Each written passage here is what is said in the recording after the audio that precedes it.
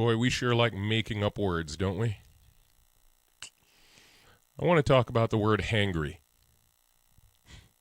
You see, a lot of language, a lot of made up language and slang, um, in addition to just being fun, also tends to excuse bad behavior by grammatically disguising it as something else.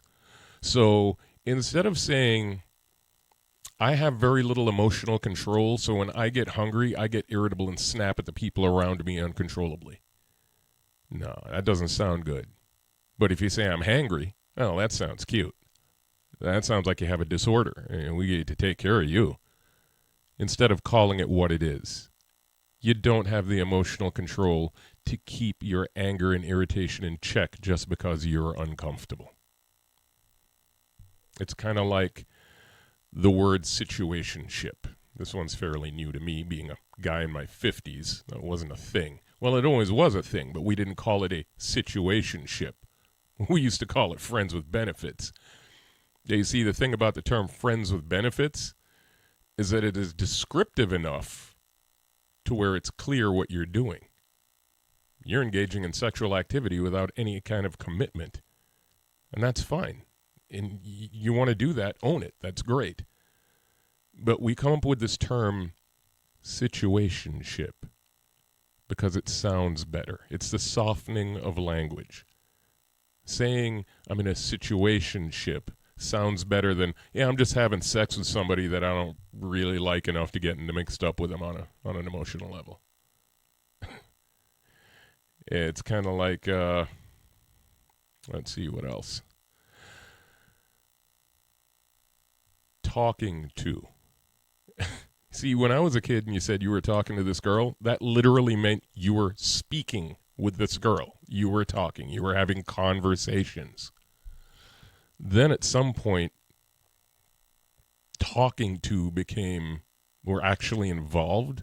And then it evolved again later to become, you're in a loose sexual relationship. Yeah, I'm talking to her. It's again the softening of language. It's meant to make you feel better about what's happening. Certain phrases like, oh, I was finding myself. Please, we know what that means. But by saying I was finding myself, it sounds better than I was just going around having sex with everybody I possibly could. A classic example of that would be post-traumatic stress disorder. There's a good one. See, a long time ago, post-traumatic stress disorder was called what it was, shell shock. Shell shock. You've seen enough. You've had enough, and your mind just snaps. You don't know how to handle it anymore. That's what that is. But then we had to soften the language, and it became combat fatigue. Didn't sound so bad then, did it? Then after combat fatigue, it became post-traumatic stress disorder. Well, that sounds good and generic, doesn't it? That sounds like nothing. No big deal. Yeah, well, the result? Everybody has PTSD now. Used to be first responders or soldiers who've seen kids' arms blown off and people shot in front of them. Those are the people that got PTSD.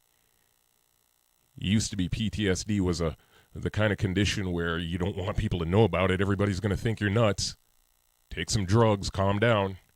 Now, it seems like everybody who gets into a car accident has PTSD. It kind of dilutes the severity of the phrase.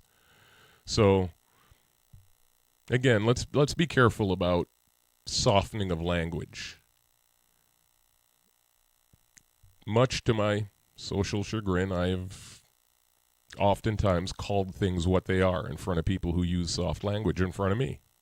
I kind of irritate my daughter. She's 24 years old. And too many times I'll say, hey, what you just described is this, not that. That just sounds better than this. And I think that our communication skills would be much sharper, and I think our ability to deal with situations would be much more in tune if we actually called things what they were and try not to dull the severity of them. So that's kind of been a running theme in my life, is calling things exactly what they are, not softening things down, not softening the blow. Just call it what it is. And oftentimes when you call things what they are, instead of trying to soothe your own feelings, the harshness of realizing what it is you're talking about motivates you to actually deal with the situation. So, is it a little harsh to call things what they are all the time? Maybe. Is it effective and helpful? Absolutely.